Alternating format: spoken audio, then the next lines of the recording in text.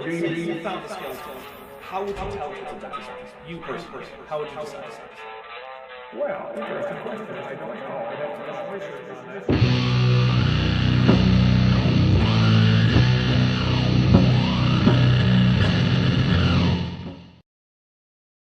Hello, everybody. Welcome to Dapper Reacts.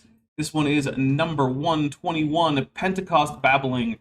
And I call it that because, as you can see at the header here, was Pentecost a reversal of what happened at Babel? And here's the real thing. I'm pretty sure this is going to be one of those chapters we don't actually care that much about, so there's a fair chance we're going to skip most of it. Because I already feel like I don't care. Yeah, like the thing is in the internal narrative of the Bible, is Pentecost a reversal of what happened at Babel? Whatever. Sure, maybe. Does it matter? Not really. Nobody cares. There's a pretty good chance we're going to skip most of this, but it gave me an opportunity to name the stream something. So, you know. Now that is fun. We are unfortunately not joined by Vish. Vish is off camping, apparently.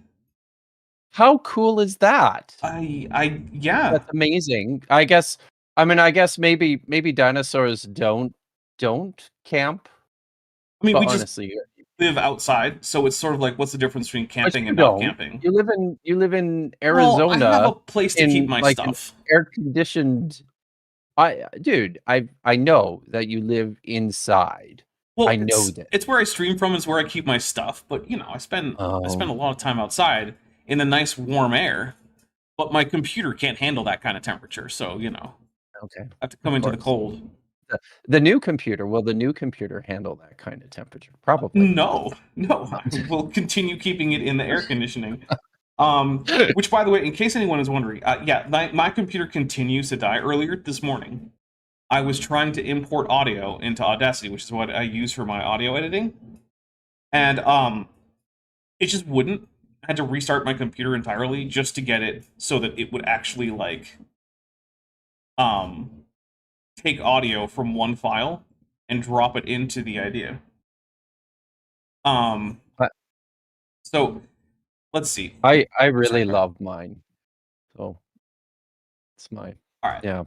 And as of course, this Kip is here. This is Kip Davis, in case anyone doesn't know. Hello. Intros. I'm so good at this, you guys. All right. So we do also have a super chat goal, which is if we can get 30 teal super chats in the next hour and 50 minutes, Kip gets a free F-bomb pass. Now, if it's down to the wire, what I'm going to do is I'm just going to transfer it to next week. Okay. So you'll have the whole next week as just a pass. Well, actually, I'm going to go through these in order. So, the Geeky Platypus Warlock, from before the stream started, actually well before the stream started, for $5 says, insert snarky comment here, for I am at Comic-Con where the fun occurs. AIG is a collection of black smoker tube worms of no importance. Thank you. And then there is a Mothra, and we'll take a drink. Demon Trigger for $5 says, after hearing the note about them in the last public video, AIG are a flaccid fanny pack of F-bombs. Thank you very much. We'll take a drink. Again, in case anyone is wondering about that, the note in the last live video was me pointing out that I haven't been covering Answers in Genesis as much lately, because a huge portion of their output lately has just been trans people bad. And while there is certainly a lot to say that that is a dumb and evil take, other than saying that, there's not much to say. And I would rather that my trans audience members be able to come to my channel without having to deal with even the people I'm talking about, questioning, you know, their right to exist in a way that makes them even somewhat comfortable in their own skin. Yeah, so I'm just not going to cover that stuff. So, yeah, we haven't been doing a whole lot of covering of Answers in Genesis, because until they can come up with something that's actually, you know, claims about, like, science, rather than just, oh no, a trans athlete came in, like, third or something in a race. Like, okay, whatever, I don't care. You shouldn't care either. You really, really shouldn't. Yeah, we're just not gonna touch them much. Naramdaplitz for $5 says, oh, today's donation incentive is top tier. Yes, it is. If so, basically what I'm going to do is if we get it before the hour mark, I'll just say that it applies for the rest of the stream. But if it's like well past that, then it'll just be for next stream. And if it's somewhere in the middle, we'll talk to Kip and see if he wants it now or if he wants it next stream. I will carefully weigh I'm sure you will. this option, and I will think through it over the course of the next 2 hours. Okay. But look, we've been going for 5 minutes, and there's already like 4 chats towards the goal. Yeah. All right. Let's see. Jasper Sweet Klingon Prune Juice the Mighty for €6 says this goal is worth donating for. And also, I have to keep up with the actual donation amount because kind of once again do get bent a free pizza. Although I have had pizza 2 times in the last 3 days. It's been a little bit of a lot. So I might delay. Or I might just say, hey, Ben, Listen. instead of pizza, what if we got like Chinese food? But I mean, listen, I 100% get it because like if there is perfect food Mhm. in the world, and I'm not 100% convinced that there is. But if there is perfect food in the world, it's probably tacos. But a very, very, very close competitor to that title is pizza. I mean, you know, it just I find myself you know, I find it very difficult to have too much pizza myself. So, you know, it's not a bad thing. It really isn't. It's not, although it can be a lot if you're eating it 3 times within the space of a week and a half. Wow. I never had any problems, but that's fair. it's Roshna hashtag upset Keller for $4.99 says should boch patch me hur kong chu edge vich ku bish ub mi wit hedchish, which is something about like white science. What do you I that isn't a sentence.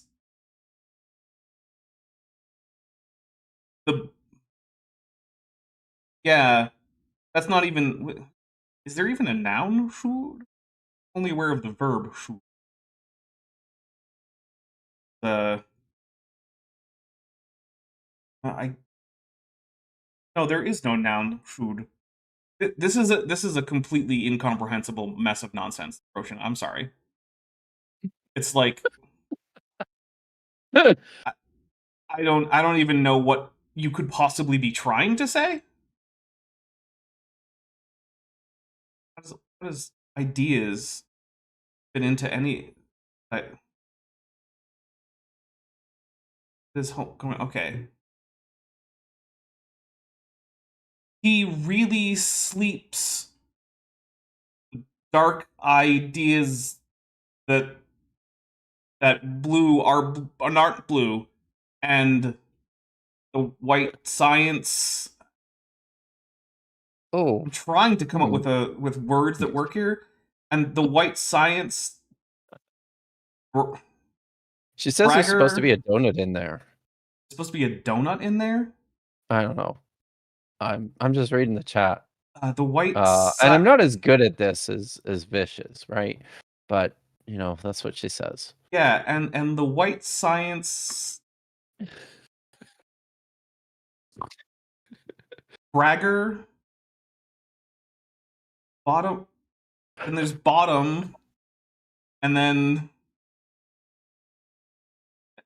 man, and then the bottom's braggers white science really moves is what the second sentence says, and I don't know what the heck that's supposed to mean. I am completely in the dark as to how that is supposed to come together into a sentence. Rochina, did you use a machine translator for this? Because I'm going to tell you what. Machine translation is worse than just not bothering. Because it is completely incomprehensible anytime anyone does a machine translation. it's almost as bad as like, hey, I'm just going to translate this into Hebrew. And the way you translate it is you just open up your lexicon and find the entry that matches each word, and then you just put down each word as if you had just Ah, done them in the English order. mm, It's yeah. it's like that, Mhm. except Yeah. it also gets the vocabulary wrong. So imagine if you did that, and then for every second word or so, you just actually picked a random Hebrew word. That wouldn't be Uh, comprehensible. machine translation will do that with Hebrew too. I Um, once I once asked uh I think it was ChatGPT. I once asked ChatGPT to translate something in contemporary English that I had written into very specifically um like Second Temple mhm. Hebrew, like late biblical Oh yeah, Hebrew. it's not gonna be able to do Oh my biblical god. Hebrew. And but what it did was it just made up a whole bunch of shit. Yeah, yeah. Uh Machine translation can work reasonably well between fairly similar languages that are used frequently on the internet. yeah. Ancient Hebrew and Klingon don't meet any of those criteria. No, no, that's true. Um, Also, Klingon machine translation hasn't been updated in something like a decade. Basically, it was only ever supported Oh, by Bing, and it only ever had one oh, example text with one set of translation. And they ended support. They ended like ongoing updates for it a long time ago. So it never got past the stage that it was at that point when they froze it. And like, um, oh, here she's provided yeah, the original I'm gonna go through English. the other two that came in first. Meat Permits Okay. Tad for $5 says, at some point this morning, the dog I am watching cut my ear with his nails. Ouch. So a bloody Mm. hi to everyone. AIG is a bag of transphobic dongs. They sure are. Take a drink. Bloody hi, Matt. I hope that you're not bleeding soon, I guess. I hope so too. Jasper Sweet Klingon But Prune you know what they Juice. say when you're bleeding? I don't. I don't know if that, but this is what I used to tell my kids is that you know what? It looks bad, but you're fine. So, See, sometimes it is bad, though. that's but usually not. Like, people have died So, from bleeding too much. I I know, but usually not. People don't die most of the times that they bleed. However, a lot of people have died from bleeding. So, like, it depends on which way you're taking that. Sure. Um, Yeah. Jasper Sweet I'm Klingon not Prune. listen, I'm not that kind Mighty. of doctor. Fair. So, Jasper, Sweet Klingon Prune Juice the Money for €6 says, oh yeah, an AIG is definitely a conniving collection of capricious corn dogs in a bag, and we'll take a drink. Thank you very much. that was nice. Very good. Roach and a hashtag upset Keller for $4.99 says, original English. Colorless green ideas sleep furiously beneath the quantum donuts room. Yeah, there's absolutely no way any machine is ever translate that even close to accurately into Klingon. I'm sorry. Um, and I guess green is a reasonable translation for shrewd. The actual gloss is grew. Are you familiar with this term, there, Kit? No. Grew? Oh, it's a color term that's used in linguistics in English, and it refers to a color term in a language that means green or blue. And because it turns out that a Hmm. lot of languages don't actually distinguish between those colors in terms of basic color terms. Is that interesting, right? Mm-hmm. Yeah. Yep. So it turns out that linguists working in English needed a word to gloss that kind of color term because it comes up a lot cross linguistically. So they just made a portmanteau of green and blue, and Yeah. it's grew. Very And nice. Shub Cool. is roughly grew in Klingon. Green All and right. blue things, but also yellow, and that's not really a thing English or any natural human language would do. But the creator was like, Klingons have different color receptors, so I made it weird. It's like, okay, thanks. That's very unhelpful, but sure. Lieutenant Matt the Navigator, who has been a member for 4 months and is at the amniote level, thank you very much, says Strong's Concordance was more accurate in the original Klingon. Hail Kalis. The only thing I can see that Strong's Concordance is getting you that maybe a lexicon isn't is just like every instance of a word and where it's used, but like, who cares? Why would you care? In English, though, but Yeah, even I then, guess, like, because because it's keyed to English, it's only it's useful for the English of the King James why would you want that version though? of the text. Right, exactly, unless you're doing some sort of project with the King James version of the text. I I guess, suppose yeah. it's helpful in the sense that it's got things keyed to the glossary. But I don't know. I mean, in my experience, the glossary has caused more problems than it's solved. Yeah. By the orders of magnitude more problems than it's solved. What people really need to do. Do I have any of these free? Am I out? Like, is my You is always start with at least one. You've got at least I start one. with it? So the real solution to this is for people to just, if they're that interested in what the Hebrew Bible says, interested enough, I would say, that they are venturing into the Strong's glossary to check for Hebrew words as they appear in your English translations, then you've got to just learn the fucking language. Yeah. It's what you've got to do. It's And not easy, but it's not impossible either. You can do it. I can help you with that. It's very accessible. Virtually all of the Hebrew I know, which is more than most people, but far less than Kip, came from just studying books. Sure. Let's see. Dutch domestic T-Rex tunicate for $2 says, I used to translate Chinese poems with GT for lols. Well, I'm sure that actually worked out in very amusing ways because What's GT? I'm pretty sure that's a machine learning thing, The machine learning thing. Yeah. Oh, yes. Okay. Stardust Lilith for $5 says, let Dr. Kip unleash the F-bombs, heart Lilith and dog, Dr. Kip the dog. Did you Dr. know Kip is that the there dog. is a did you know this? That there is a dog out there whose name is Dr. Kip. I did not know that. I believe it's correct me if I'm wrong, please. Google Translate is the Stardust acronym. Lilith. But I believe it is a black lab. Nice. I might be wrong. He's just a puppy. Oh, we also have a special small dog emoji. So everyone, put some small dog emojis in the chat in honor of Carmen, who is doing just great. And at this point, we're pretty sure it does not have aggressive cancer because it's been quite a while, and absolutely no signs. That is excellent. The world needs less aggressive cancer. I'm not going to try to parse that out. That sure was a sentence, though. It makes more sense. Lab Newfoundland mix. If you retrovert it back to the original Hebrew. It is a Lab Newfoundland mix. Okay. There we go. Yes. Thank you. So what color is the dog? Stardust Lilith. Well, we'll Probably see black. if he's got Newfie in him. Yeah. All right. Sorry. Did you Timo and B's woefully dogmatic chronastic centrism is on it. The real Dr. Kip. Doctor with a G. Like it. Yeah, I like it. All right, well, Kip, what are you drinking today? I am drinking President's Choice Cola, which you can purchase.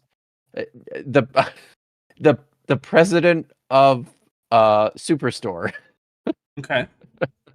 I'm pretty sure we have. I think this is a Canadian thing. I don't think you guys don't have Superstore, do you? I've never heard of one, but then You've again, never heard of Superstore. I could imagine there being one in like northern Montana or like Maine or something. Sure, I'm pretty sure it's a Canadian thing.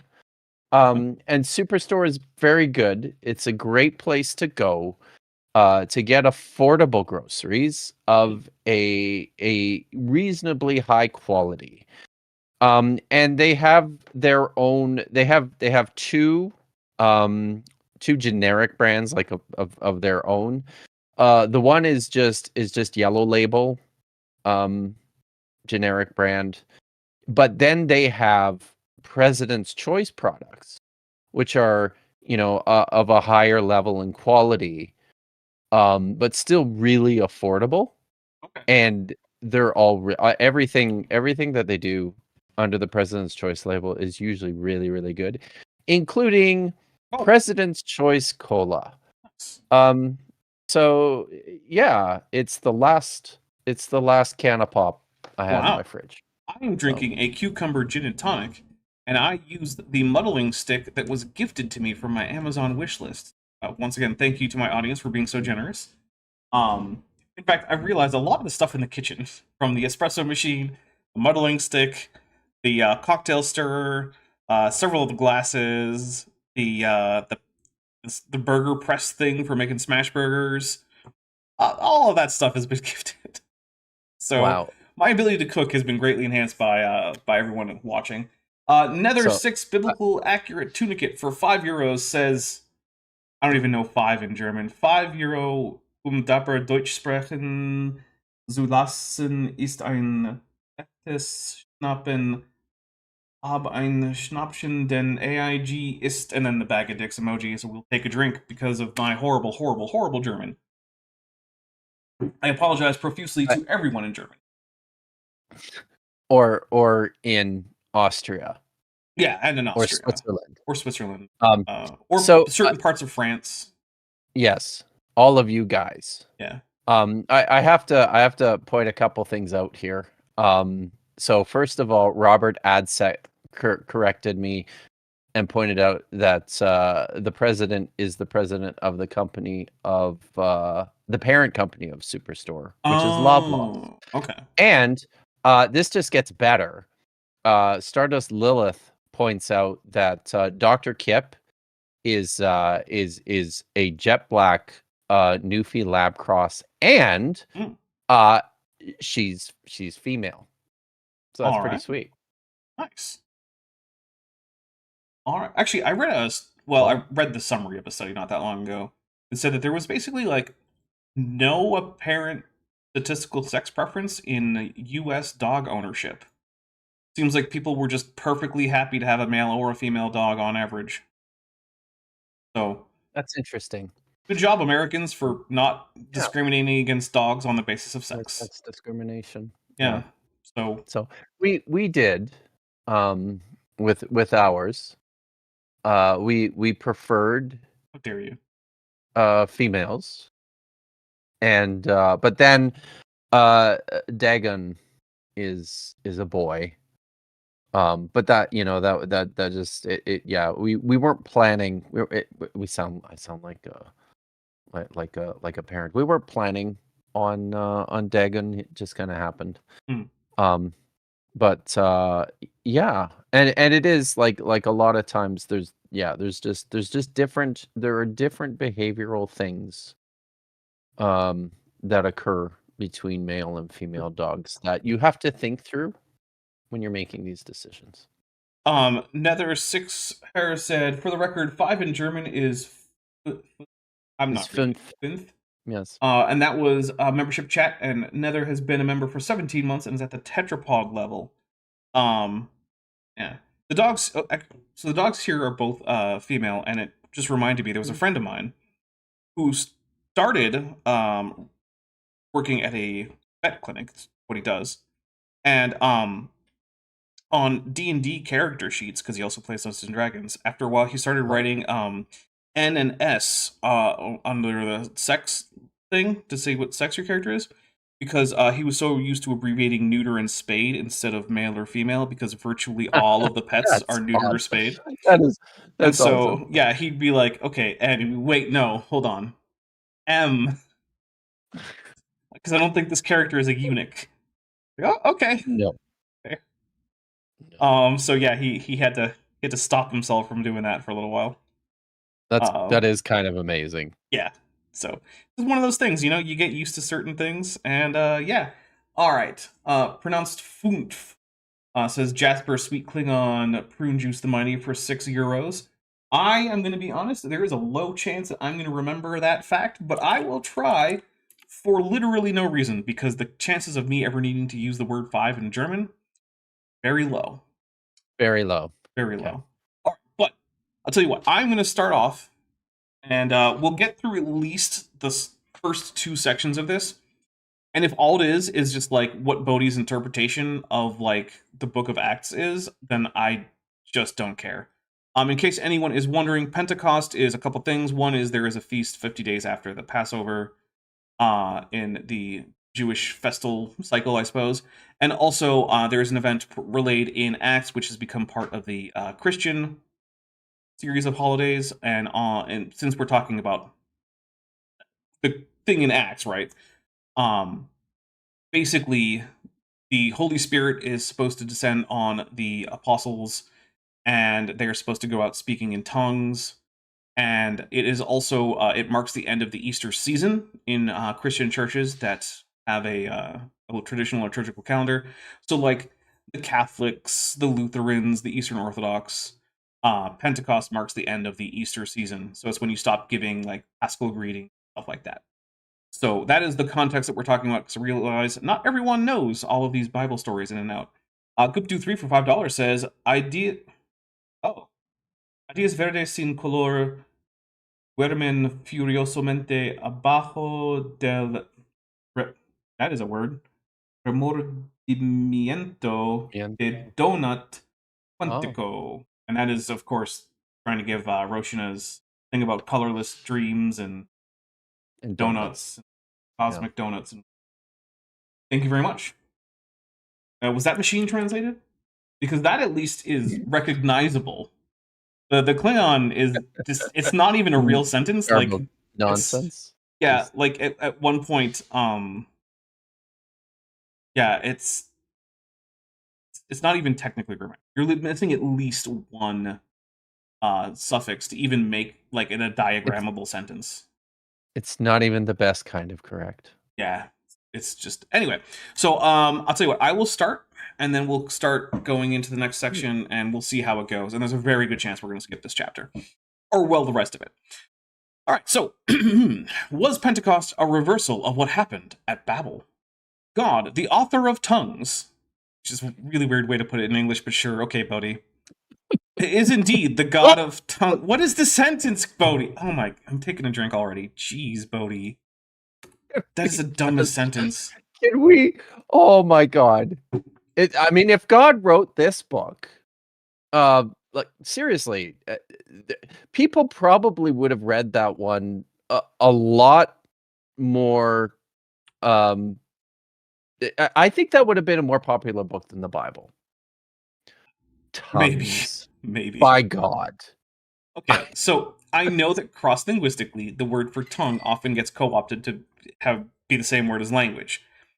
English isn't really one of those languages normally. Like if you're doing like, like archaic English, or you're trying to be like poetic or something, then sure. But Bodhi's not doing any either of those things. Also, I want to say thank you to Dark Law Dragon, who's been a member for 33 months and is at the tetrapod level. Thank you very much. Bodhi was machine translated, says Becca Justiniano. Yeah, it does kind of feel like it. If he can institute different languages at Babel, it is by his power that they can come back together again in a miraculous fashion as a sign to the world. And one cannot help but think of Pentecost when considering tongues and languages coming together for the gospel. Okay, so tongues and languages, which means Bodhi's apparently distinguishing these things. So is he just talking about the actual anatomical feature, like your actual physical tongue? I think maybe I really want to believe now that Bodhi thinks that there's some physical connection between your tongue and the actual language that you speak. Yes. I hope that's not where he's going with this. God, I want this to be true. I really do. Go ahead, give us the promise of the Holy Spirit. The promise of the Holy Spirit. By the way, did you know that Holy Spirit is not a term that you will find anywhere in the Hebrew Bible? I did know that. Nice. After the resurrection of Christ, I only bring that up because Bart Ehrman pointed this out. Bart Ehrman has gone on the Danny Jones podcast. It's not published yet, but for whatever reason, Danny Jones decided to just give the files of the interview to Alman Hillman. And he's been broadcasting about this, and recently he got after Bart Ehrman for saying that there's no mention of the Holy Spirit in the Old Testament. And because Alman Hillman is an abject moron, he got this wrong. After the resurrection of Christ. Yeah. Sorry. Well, that's what happened. After the resurrection of Christ, he appeared too many people. God showed him openly, Acts 10:40, and To the there first is power. to the first power. That really is to the first power this time. And it's inside the brackets, which means that you perform that equation first before multiplying it by openly, right? I'm pretty sure that's Yeah, before you multiply it by comma. yes, yes. Which is a major reason that Christianity initially exploded. Christ He- told Okay. Are you questioning Dapper this historical report here? Yeah, I think it's possibly more likely that it exploded because it was offering um something to say the various downtrodden or put upon groups in Roman society at the time, and offering them some sense of community that they previously lacked, as well as, while not exactly an egalitarian philosophy, one that certainly elevated the status of the poor and the slave, and even to some extent women, as compared to the general Greco-Roman society. I think that's a more likely explanation as to why it exploded, regardless of whether or not Christ was shown openly. Well, I think that's satanic. Okay, that's fair. But, How dare I suggest that h- Christianity is nicer to how women than general dare Greco-Roman you society? suggest such a thing? Uh, Um, and I don't actually, please, people, I don't actually think that. I was being very yes, sarcastic we here. have a couple things. Lieutenant Matt the Navigator for $5 says, I thought Bodhi wasn't cool with efficacious use of tongue. You know what? I have no idea. That's between he and Ken Ham's God, daughter yeah, and or whatever. Yeah, yeah. yeah, I mean, God authored the book, and the tongue apparently, and yeah, whatever that I'm means. I'm still kind of another thing I think that I'm secretly hoping for now is that this is like a secret divine book that God wrote that nobody's seen yet, just called Tongues. That would be I really really cool. want to read that book. My Um, unfinished. Oh, sorry. Go ahead. Oh, my unfinished journey for $2.22 says, "Hail Nero, Daps, Kip, and Bodhi writing in tongues." Cheers. Cheers. All All right. right. Shall I continue? Yes, please. Christ told his followers to wait in Jerusalem. Did he though? Look, in the narrative of Acts, yes, he did. So we're just Yeah. gonna That's fair. if That's we fair if because we that is stop what every we're time talking we about here. yeah Yeah. if we stop Okay. every time to point out that like there's not a whole lot of evidence to suggest that many of the things that happen in Acts can be demonstrated historically, then that's all we'll do for this entire show, and that's kind of boring because hey, But everybody, also, here we go right now. Most of the stuff in Acts, there's no real way to corroborate. Does that make it not true? That's a judgment call you're going to have to make. What it does mean is we don't have great reason to think that it definitely is true. but I think he's accidentally stumbled into a problem here that requires mention, and Okay. that is that according to Mark, Matthew too, I believe. Um, no, Jesus said that he would meet them in Galilee. Have you considered that maybe in the first century, some people thought of Jerusalem as being part of Galilee, and just don't worry about any of the Well, complications there?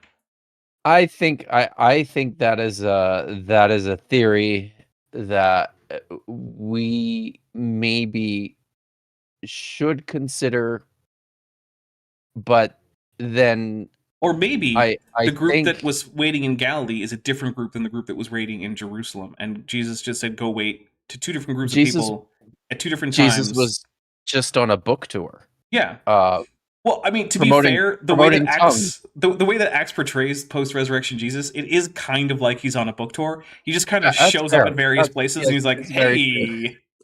That's very true. Yep. That's fair. Okay. Um, Christ told his followers to wait in Jerusalem for the promise of power before carrying the gospel elsewhere. For some reason, he's decided that this deserves quotation within Yeah, the text, and he's set this off too, which is different from how I do it. Usually I only set off citations if they are longer than yeah. 3 lines of text. Well, So this is on the cusp of that. It's exactly 3 well, it's lines. close. It's close. Look, compared to the But other problems that have appeared in this text in terms I of know. just the composition, the set off quote here with a relatively short quote, barely even I'm on my radar. just being a pedantic asshole. Fair enough. So this is what happens. Behold, I send the promise of my Father. He's capitalized promise for some reason upon you. But tarry in the city of Jerusalem until you have endured with power from on high. What? That's probably like I can King tell you James. why promise is capitalized. Well, oh, It's is referring to the it Holy because it's the Spirit. Holy Spirit? Yeah, yeah. So Yeah. because it's a noun that's referring to some aspect of a divine figure, Bodhi is capitalizing it. Yeah. Yeah. Same reason he's Triceratops. capitalizing my and father. Well, I'm much more accustomed to that. Well, they come Being up much more. regularly capitalized. They do. That's fair. I just wanted to mention that Triceratops YEC's Meet Giant Planetary Sinkhole has confirmed that this meets this is the custom of most citation styles. Look at that. I just tried to scroll Yeah, it won't your work. PDF and it's not working. I've got a couple things to read though. Actually, a few things. Sure. First, Sapphire Science NIMBY Light. Amazing. Hold on, I have to get over that. Science NIMBY. I love it. It goes back to like I think like yesterday, Dan Stern Cardinal put out a video where he used the term science NIMBYs to refer to creationists. It's But NIMBYs. Sapphire Light sends 5 Dapper Dinosaur memberships, so we're gonna drink 5 times. Here we go. 1, 2, 3, 4, and 5. And I have to be careful with these cucumber gin and tonics because I will just like crush one in like a single Probably go. easy. Very easy to drink, Oh I yeah, imagine. they're amazingly easy. If you guys haven't had a cucumber gin, just make a gin and tonic. Except the first step that I do, right, is first I put the cucumber at the bottom of the glass, a little bit of gin just to basically help keep everything reasonably like dissolving and I guess lubricated. I don't know. Then you just smash up the cucumber with a muddle stick, and then just continue to make the rest of the drink. Put the ice in that you want. Put in whatever lime juice and tonic. Yeah, it's really good. And if you guys want to enjoy President's Choice Cola, Go to then Canada. get yourself down to your local superstore and buy a case. Oh. For cheap. Sorry. Pretty cheap. That's very expensive cola in the refrigerator. It's expensive because I just had it delivered with the pizza. Oh, So yes. I didn't want to go anywhere. I was like, no, Sure. I'm staying home. Rochino, why not Zoidberg Keller for $1.99 says, I open my mouth and let the Holy Spirit flow into me. And then Lieutenant Matt the Navigator for $5 says, NIV Wow. get book title. Nice. Nice. You know about the KJV get book title, right? Of course I know. Okay. Of course I know. All right. That's why I laughed so Okay, heartily. good. Because like, But man. seriously, that Rosina's is. Do we know the pronoun? You probably know the I pronunciation. believe it's Roshina. I was Okay. corrected by Roshina once, and when I corrected Good. it to that pronunciation, and that has been okay apparently. If I'm still getting But it that- wrong, then Roshina hasn't told me. But that sounds like it could be a form of assault. I don't. But and honestly, I mean, it just makes me think too. This is very much in keeping with descriptions of divine encounters, specifically divine encounters with more spiritualized forms. I hesitate using that word of God or divine agents. In the older texts of the Hebrew Bible, it's usually described as you know, in terms that we would understand as like an assault. So So let's see. Do we actually care about any of this? The significance. Um, Watch yourselves. Monsters of- All right, look. Here's what I'm just gonna do. We're gonna summarize.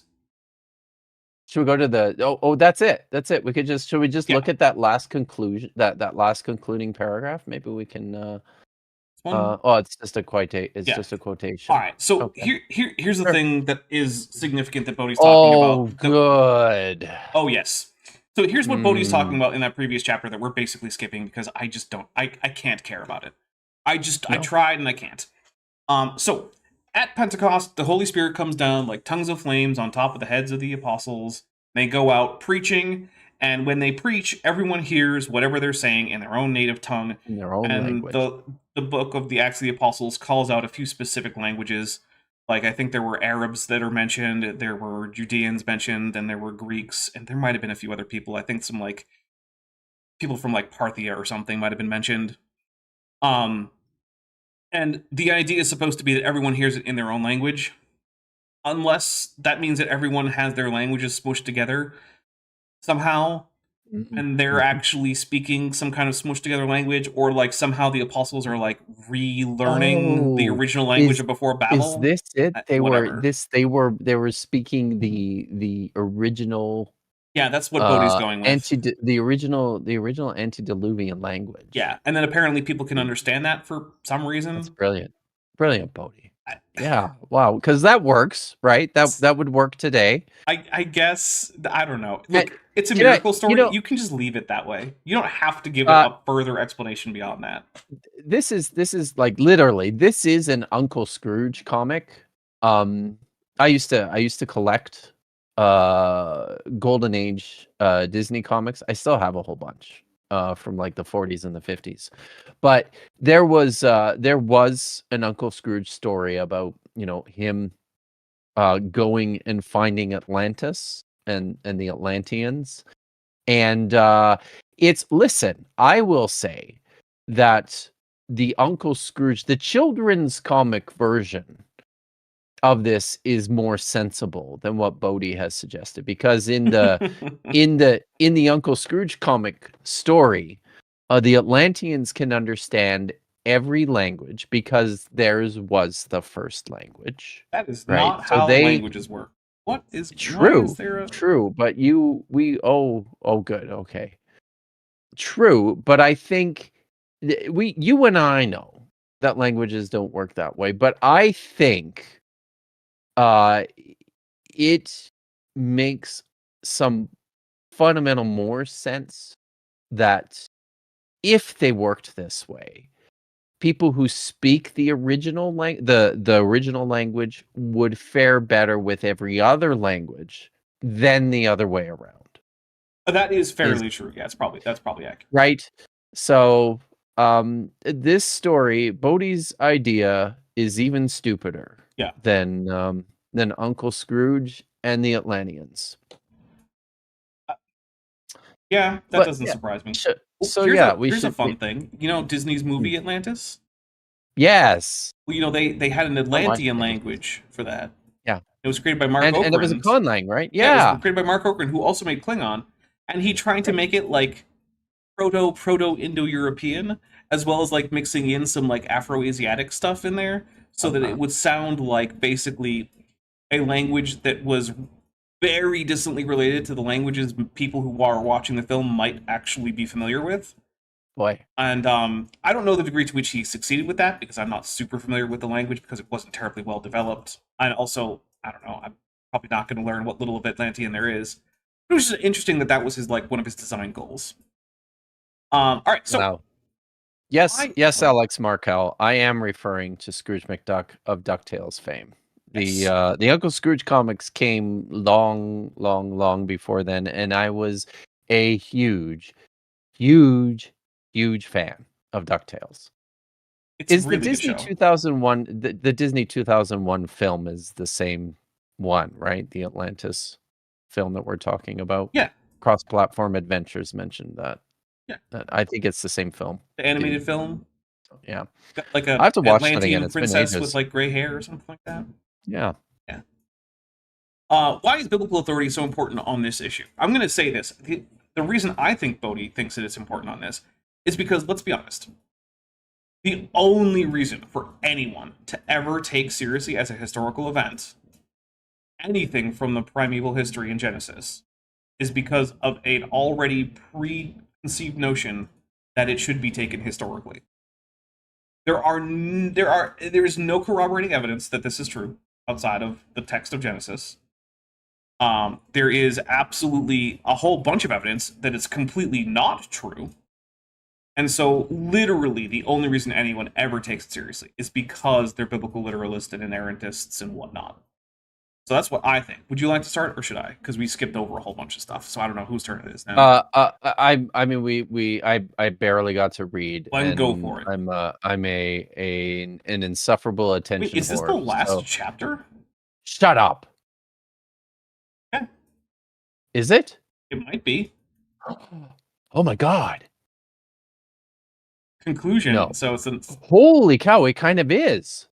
Yeah. But for real, we're not actually going to finish this today. I have a feeling like this very short chapter is going to be a slog. There's probably going to be a whole bunch of like index stuff that's also should have just been chapters, but it's actually an index anyway. That could be. Wow. Yes, very true. All the weird indices to like the Lord of the Rings. It's like, why is this in an index? I'm sorry, what's going on now? Probably right. Okay. And listen, I am delighted that Carl Barks is getting some love in the chat. You guys slay. Well done. All right. In this book, the events at the Tower of Babel were examined in detail. Sure does sound like a concluding chapter, doesn't it? Does. So now I have a question. Okay. Why does he have this chapter and another conclusion? So that way he can charge more for the book because it'll be longer. Wow. I really firmly believe a lot of this book is just padding to make the word count seem more impressive. Yes. I think that's fair. I just recently finished a book and I didn't do it this way. I have a last chapter that's about zombies and apocalypticism. But then I actually also have a proper conclusion to the book where I am summarizing my thoughts on the entire book. And unlike Bodhi, I was pretty frantic about keeping that word count down. See, there's a big difference. You actually have things to say, and you want to get them said. Bodhi fundamentally doesn't have enough to say to write a book, but he wants to write a book anyway, right? It's like when you're in high school, right? And your teacher's like, "I want a 2,000-word essay," and you're like, "I don't think I could come up with more than 150 words about this subject. I just do not care." So what do? You write a whole bunch of stuff. Then you find out, okay, where can I put in extra sentences? Then you think, okay, are there any nouns that don't have at least 3 adjectives? You go through and you add a bunch of adjectives. And you're like, okay, are there any verbs that don't have like a whole bunch of adverbs attached to them? And you just keep going like that until eventually you have written 2,000 words of mostly nonsense that contains about 150 words worth of ideas. And then you get an okay grade because guess what? Your high school teacher doesn't care either. True. That's what this is, except it's over the course of like 300-something pages. Because Bodhi doesn't actually have enough to talk about. I mean, remember the previous chapter where he started with God is the author of tongues and the God of tongues? That's a completely worthless sentence. That says nothing to anyone about anything that is relevant to anything in the book. And yet there it is. It's a stupid sentence that has no business being there. Because Bodhi is here to pad out the word count. Because he doesn't actually have a book's worth of stuff to say. No. And, I mean, we can say this. He's dumb, right? Oh, he's very dumb. Bodhi's dumb. Yeah. Dumb people shouldn't write books. It's not really in their wheelhouse. It really isn't. That's why lots of people hire ghostwriters. Yes. Or did you think that basically any of the books ever written by a president were actually written by that president? Because spoiler, it's basically none of them. There was a time listen, there was a time I thought that. But I think I was probably still in high school. Yeah. When you So thought that like you're allowed JFK had you're actually written allowed his to books. think. Yes, you're allowed to Yeah. think those sorts of things if you're still in high school, because if you're still in high school, especially if you're still a high school boy, you're probably also pretty dumb. So, Actually, I was you just know, realizing. I think most people think I was thinking about Trump, which he did go. All of his books were also ghostwritten. I was primarily thinking about JFK, who also had his books ghostwritten. But people don't know oh, that so much because it turns interesting. out Yeah. he wasn't a great writer. He was a good speed reader, but those It aren't the doesn't, same yeah. skill set. That's not the same thing. It's Yeah. not the same thing. By the way, I was listening to a podcast yesterday and learned that former President Bill Clinton is probably a super recognizer. What is that? That is someone, it's the opposite of face blindness, which is an actual thing where some people struggle Oh, with okay. with facial With recognizing other people's faces, facial facial recognition recognition. Yeah. is no, And so Bill facial Clinton is recognition exceptionally good at facial recognition. exceptionally good. All right. I just have to say this because I found this remarkable. There's a guy in this podcast who tells the story of visiting Governor Clinton in the Mhm. 80s when this guy was like an 8-year-old boy with his school, and being put on the spot by Clinton and asking, "What do you want to be when you grow up?" And he responded, "I want to be you." And caused a bit of a stir with the class. 8-year-old boy, Hmm. Bill Clinton is the governor. Fast forward about 15 years, and Clinton is touring. A hurricane hit something, and he's touring the disaster area. And this guy was in town with his friends, and so they went to go see if they could see the president. And as he was going through the crowd, he because he loves people, right? So he actually went to interact with people in the crowd, and he looked this guy, grown man now, straight in the eyes, and he shook his hand and he said to him, "You still want to be me?" Crazy, Damn. crazy. Anyways, All right. okay. So, Fearmonger, Master of Science, says counterpoint. Saddam Hussein definitely wrote the books attributed to him, and you can tell. All right. Well, that's why a lot of presidents have their books ghostwritten. Yes. As a quick reminder, we are coming up close to the break, and we still need 17 super chats in order to get Kip that F-bomb pass. Which means if you want him to get it today, got to get those in pretty soon. But let's keep going for a little bit, Kip, and then we'll take a quick break. Do it. And we'll be back. So remember about the events we examined in detail. After studying them diligently as Bodhi has, Oh, of course. there should be no reason to appeal to the account as anything other than what it is. Can we agree Take it that in there's isolation. no reason to appeal to the account of the Tower of Babel as anything other than what it is? We can agree with that, Yes, right? when taken in isolation, yes. If I take that out of the context of this book, that is a sentence I can agree with. Let's agree with that one. It's an etiology for the origin of nations and languages that is ahistorical, as are etiologies, broadly speaking. And it's probably a piece of propaganda as well. Well, I mean, as are etiologies often, broadly speaking. Often they are. They often are. Not always, but yes. Okay. It is a historical account and makes sense of the world. Just drink. Just drink. It's hard to imagine a story that could do that less than the Tower of Babel. Maybe Noah's Ark. So the original language, the antediluvian language in Bodhi's mind, think about this, makes sense of the world today. That is a claim. That sure is a claim, dude. Yeah. The past is the key to the present. Do you know why he wrote that? He's trying to sound pithy. No. So there's a quote that is often attributed to Charles Lyell, one of the first like big names in geology, that says the present is the key to the past. And creationists hate that. Because if you look at modern day physics and geological processes and biology and whatnot, there is absolutely no way to account for the stories in Genesis, especially in like, Genesis like 1 through 11. Yeah. You just can't. And so they absolutely hate that. Of course, what they don't tell their followers is that idea, the idea that we can look at the present and then take the principles about the world that we can work out in the present and apply them to what happened in the past as well as what will likely happen in the future, essentially making predictions. The whole basis of science, empiricism, that's based on that very idea. Right?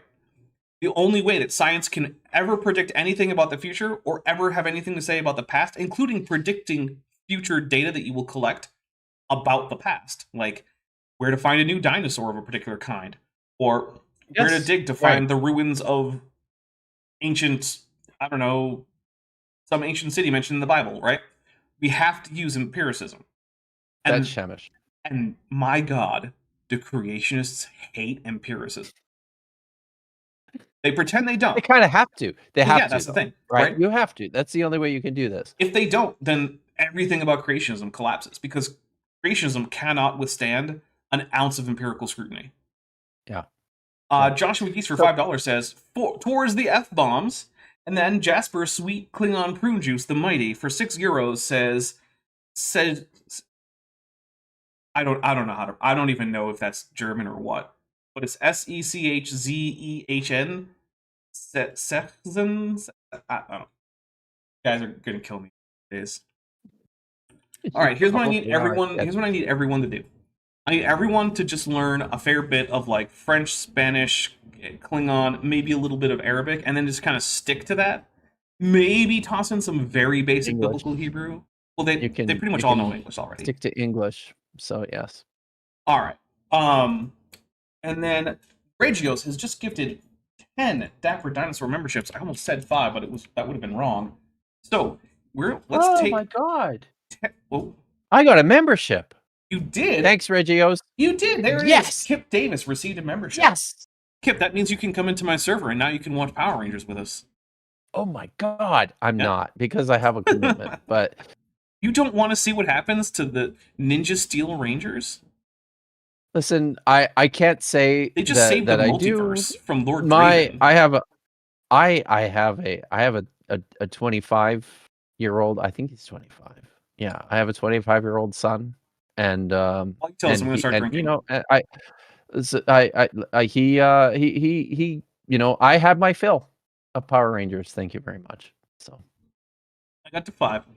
That seems far-fetched because there's a lot of really great Power Rangers out there that your son probably didn't watch. Like, did he watch Power Rangers RPM? I don't know, dude. I don't. I really don't. Well, what about Time Force? It's a great season. No SPD. idea. See, there's a lot of Power Rangers you probably missed that you should watch. It's really. I'm sure that I've barely made a dent. But I mean, there's like 30 seasons or something, so all right. So what we're gonna do is we're gonna take a quick break. So one thing I want to say is I know that I did announce previously that we would be having a show on Top Hats Off yesterday. We didn't. So I know that this has been everything I'm giving you right now is public stuff. So first, Jordan had a family obligation that's been long-standing since before the campaign. So that's fine, whatever, right? But then it turns out that Maddie had a minor medical problem. She's getting some surgery for this weekend.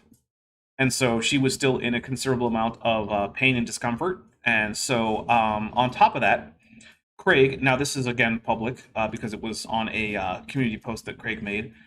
Craig found out that his mom is dying, and so he also needed some time. So we decided, you know what? With one person who definitely can't make it, one person who's bedridden, and another person who really needs to take some time to himself and to his family and whatnot, why don't we just push it a week? So currently the plan is we're going to play the game that we would have played yesterday, on this Friday, which is why you still are going to be subjected to the coming attraction, teaser, trailer, whatever you want to call it for that in the intermission. So enjoy that, because I had a lot of fun making it, and it took a long time to make. And yeah, we'll be back in just a little bit. Captain's Log, Stardate 60046.3. We have received an urgent message from Admiral Talara of Starfleet Command.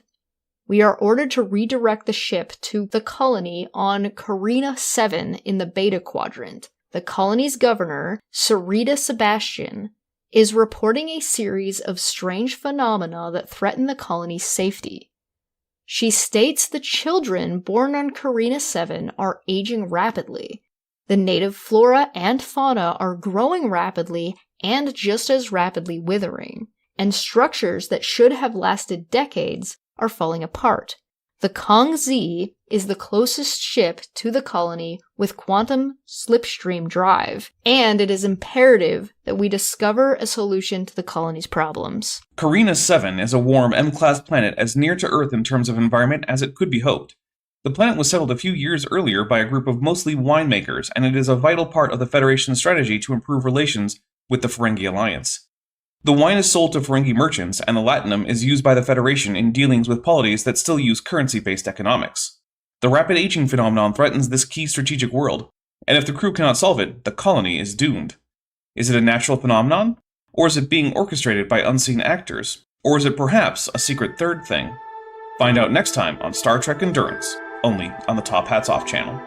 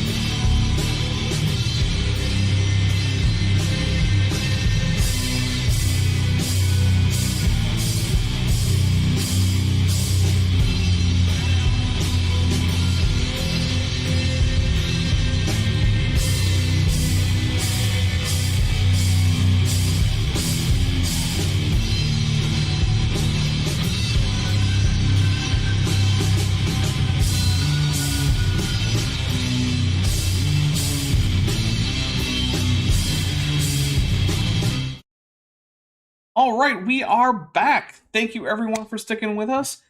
We have a few things to read here. Let's see. Make sure I get all of them. All right, so first I'm going to update the tracker here. Oh wait, another one just came in, so now I have to update it again. All right. Jasper, Sweet Klingon Prune Juice the Mighty for €6 says AIG is in Zach Brokslagen. And I'm just gonna take a drink because, yeah, that's probably true. Man, for a native English speaker, I'm way better with Romance languages than general Germanic languages. It's one of those things. Lieutenant Math Navigator for $5 says, having seen the majority of his magnum opus, I can confidently determine that Bodhi cites better than he researches. Yeah. Lieutenant Math Navigator for $5 also says, and his research skills far outstrip his analysis skills, which is a low bar. Thank you very much. Pibblepunk for $5 says, been spending this weekend cleaning. It is becoming more and more apparent that this apartment is held together with nothing but foam, glue, and beige paint.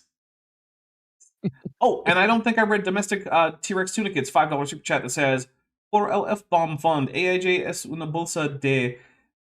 Oh, I'm not familiar with this. Berenjenas. Berenjenas. Yeah, okay. I wasn't aware of that one. I don't know all the slangs. That is another drink. I even know less of the slangs. We got to get you to brush up on your Spanish, Kim. Your Spanish and your Klingon, and maybe your very French. Poor. How's your French? It's embarrassingly poor. I need you to get your French to the level where you could be elected to like a federal office.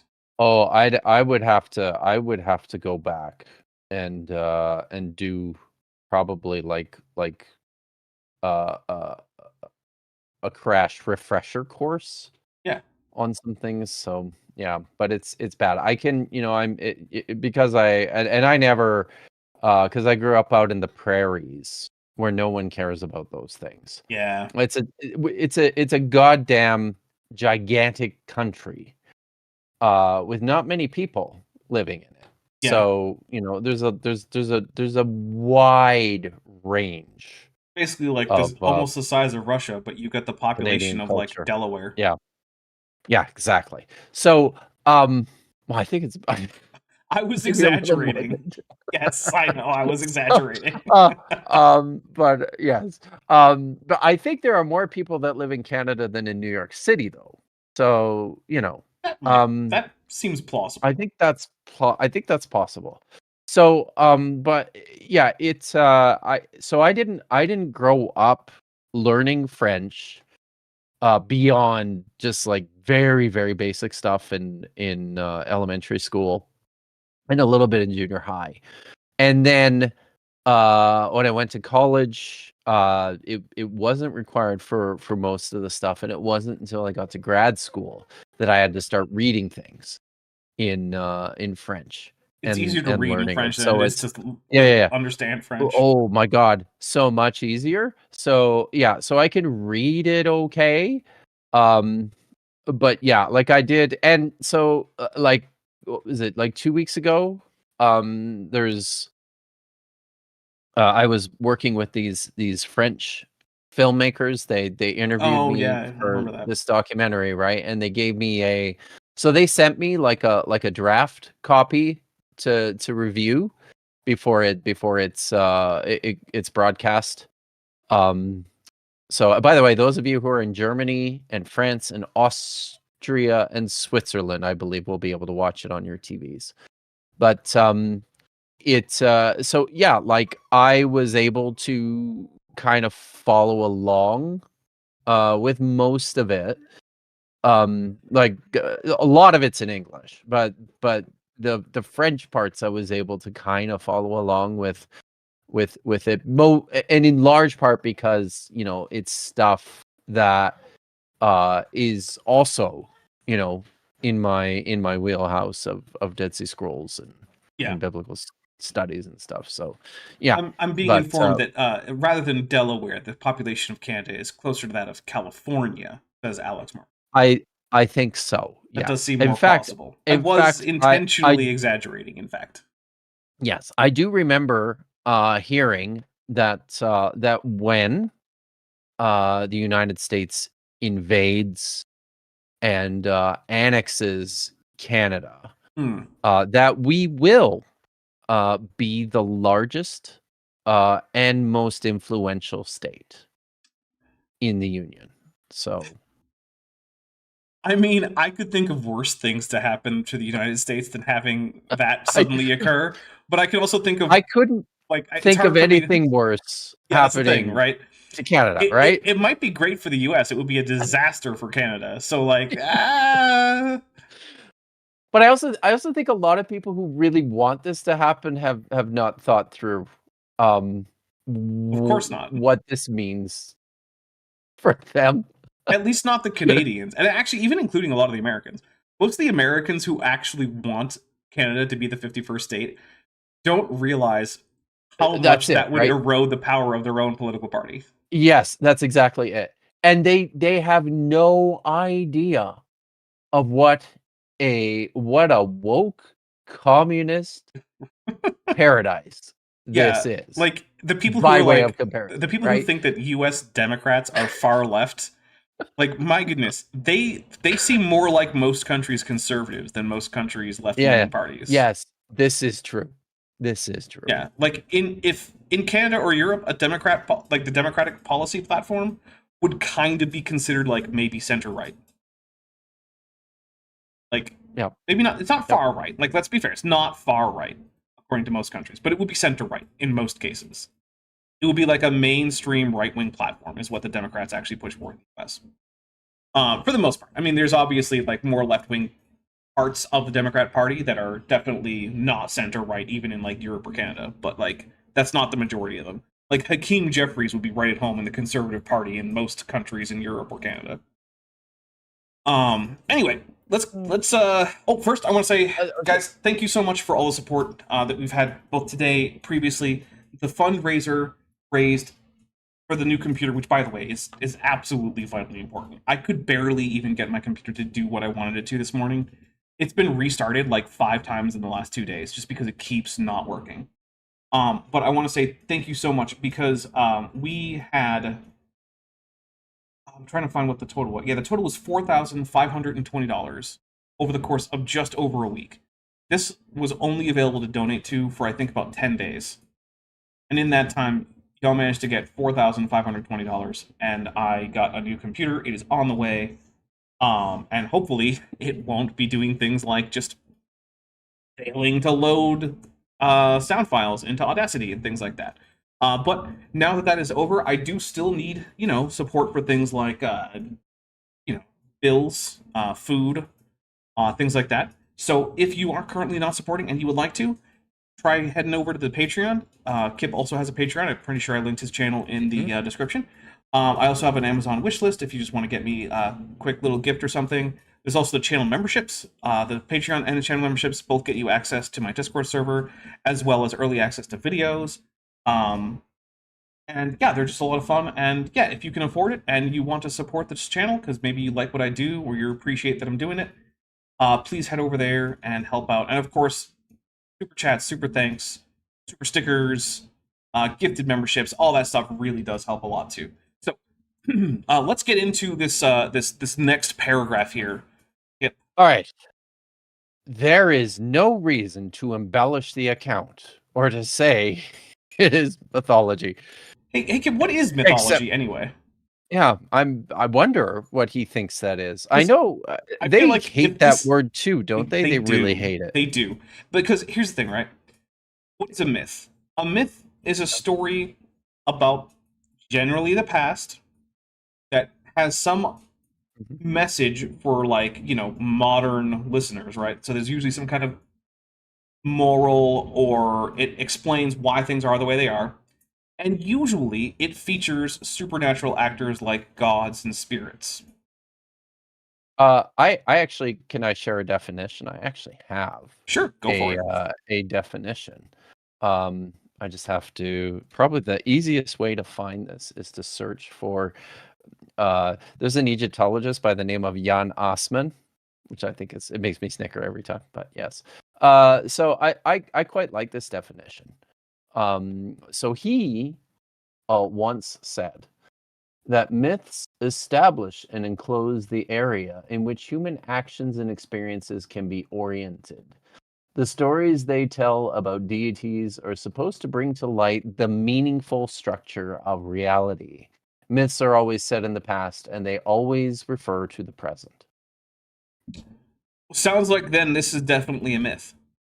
Yes. What else could it be? Yeah. It's yes. And the thing is, myth is also Fair not enough. an antonym to history, right? No.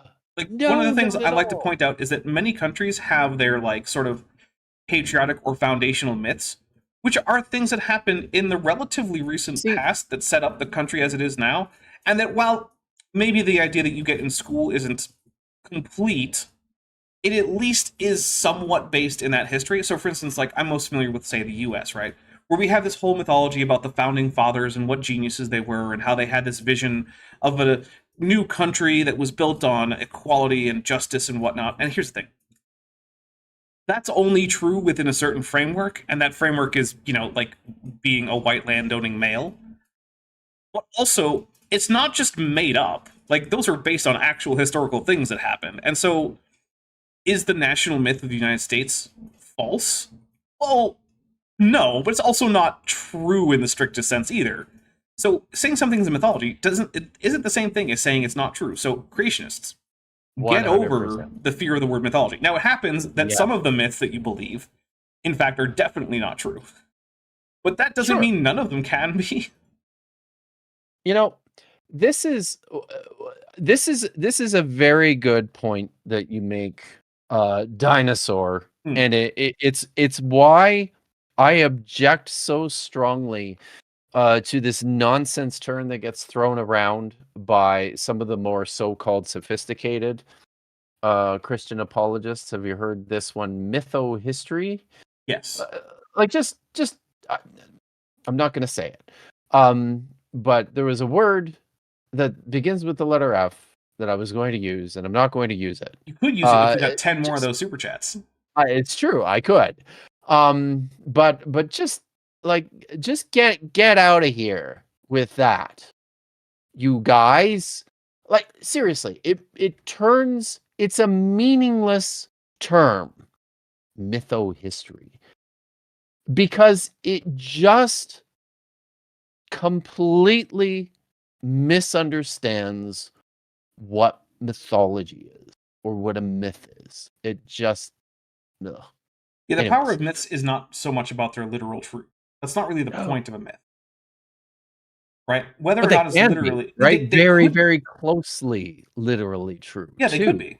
But that's Yeah. also still not really the important part, right? Like when Exactly. you're in school in the United States learning about things like principles about equality and justice and the rule of law in civics class, which I don't know, I don't even know if that's still a thing anymore. It seems like it must not be. But just based on, how the country's going right now. But I learned about that when I was a kid. I don't know, maybe I'm just ancient. But like it's the important part isn't the degree to which the actual founding fathers lived up to those ideals. The important part is supposed to be that those are the ideals you're supposed to take away from being a civics-minded member of United States society. Apparently, a huge portion of the electorate didn't get any of those memos, but hey, that was the goal. We just got 5 more Dapper Dinosaur memberships from Lieutenant Matt the Navigator. Oh. And I'm going to say we should continue on with the next section after I take these drinks, because otherwise this is turning into an overly Should I start reading political- while you're drinking? Yeah, Okay. go for it. All right. There is no reason to assume that it needs to be reinterpreted for 21st century America any more than saying it should be reinterpreted for 21st century Amazonian tribes. I don't even know what that So means.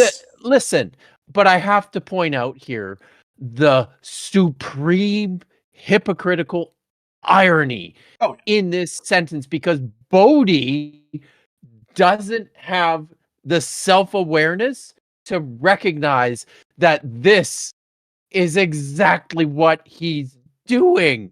Well, yeah, there's Right? that too, right? Yeah. He himself is making up all sorts of stuff about this. It's just not in the text.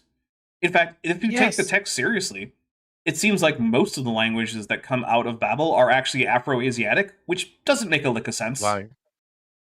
Because most Nope. of the tables of nations that he says are the ones that had each individual Yeah. language, they're all speaking Afro-Asiatic languages, and most of them are specifically speaking Semitic languages, which makes even less sense.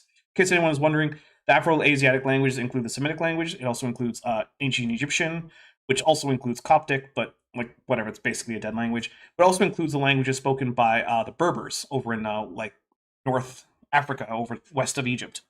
And for all I know, there's a few other groups of like Afro-Asiatic languages that I don't know about, but like whatever. I'm never going to learn all. I'm never even going to know what all the languages are. Never mind, learn all of them. So like, it's okay. But that's what Afro-Asiatic languages are, and Bodhi has reinterpreted all of that to mean that the language families that we now know about, like Sino-Tibetan, Proto-Indo-European, Khoisan, Athabascan, Udo-Aztecan, all of these things are actually what's actually coming out of there. Even though he then seems to say that the Table of Nations accounts for basically everyone, and virtually all of those nations are speaking Semitic languages, and the ones that aren't are almost entirely speaking other Afro-Asiatic languages. And I think there's a few that might be Indo-European speaking, because there were some Indo-European languages in the area at the time, like I believe Hittite was an Indo-European language, wasn't it? Mm-hmm. Yes, it is. Although I've also heard I guess, right? well, yeah, it was whatever. I've also though heard the hypothesis that it might actually be something that shares a common ancestor language with Proto-Indo-European, but that actually split off before Proto-Indo-European proper was spoken, which is not currently the consensus, but it's not like a completely laughable idea among linguists that it might actually be like the sister group to Proto-Indo-European. But most people currently are still with the it's a Proto-Indo-European. One of the reasons for that is it has a really weird system for handling tense and aspect with the verbs that doesn't match well with other Right. Indo-European. Anyway, Lieutenant Math the Navigator for $5 says Bodhi would have to study for months to pass a mirror test. What is a mirror test? So a mirror test is it's a test for self-awareness. The idea is you put like a dot of presumably some kind of non-toxic pigment onto an animal where it can't see it without a mirror. And then when it sees it in the mirror, the idea is, okay, does it notice that that dot of pigment is on itself, and therefore it tries to investigate itself to get at the pigment, or does it continue to treat the mirror image as a different creature that just happens to have pigment? So, for instance, if you put a dot of pigment on your dog's forehead, and then put your dog in front of the mirror, your dog is just going to treat that as a different dog, and it's not going to care about the pigment. But if you do that with, say, a gorilla, generally speaking, they'll start poking at the pigment on their own forehead and like wipe at it and things like that, because now they notice it.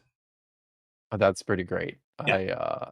Well done, Matt the Navigator. That was Matt, wasn't it? Yeah. Yes, Lieutenant Math the Navigator. All We're right. going to give his full Starfleet title. Sorry, dude. Okay. So why do people do this today? Because the story doesn't make any sense at all, Bodhi. If you take it historically, it falls apart immediately. It's Like, it falls apart by chapter 10. It's already like, nope, this doesn't make any sense. okay. I'm okay. Okay. There seem to be a variety of reasons, but all with a common thread. Oh, I can't wait. Uh-oh. Why do people say it is mythology? Because it literally fits the definition, It actually is. Right. It's. But he says because they have bought into a false worldview. Dun dun dun! So when they read the account, it is foolishness to them. I'm taking a drink. It's foolishness because it is foolish, Bodhi. So is now I have a couple of questions here. Is creationism, is young Earth creationism a worldview? It is if you're a young Earth creationist. And well, I mean, in terms of like our, I actually really hate this term in many respects. Worldview, but yeah. Okay. But is just because I think it's sort of flexible to the point of being meaningless, useless. I don't think it's very helpful. Yeah, it just seems to basically summarize like your general philosophical attitudes towards the world, which, like, okay, cool, whatever. I guess. Yeah, exactly. So, but on that point, if we're going to buy into, actual studies of worldviews, like on an academic level, um, is there such a thing as a false or a true worldview? Like, I mean, I think this is a category error. I suppose this depends on exactly how we define it, right? See, this is 'Cause- part of the problem. Yeah, that is part of the problem, right? Because there could be things that you believe and consider to be core parts of your worldview, and those beliefs could just be wrong. And does that make your worldview wrong? And I don't know. I guess it depends on exactly what we mean by worldview. And because it's a term that I don't generally use, and I don't really have a whole lot of use for, I guess I've never really thought about it. From Bodhi's standpoint, though, where a large number of the beliefs that people have that probably aren't actually something that's just core to their identity, but that he's going to still treat as a worldview, are things that can be assessed for truthhood or falsity, then he would say, yes, you could have a false world. Under how I see young Earth gracious use the word. Oh, for sure. Yes. It just doesn't, it just fails to work in the real world. Is often, yeah. I guess it depends on exactly what you mean by a worldview. If by that you're including things like your beliefs about the existence of various supernatural entities, well, those are beliefs that are either going to be false or true in the long run. So I guess if that is part of your worldview, then yes. I think you can have components of a worldview that are either true and false. I'm not sure that you can just chalk up like an entire worldview under that.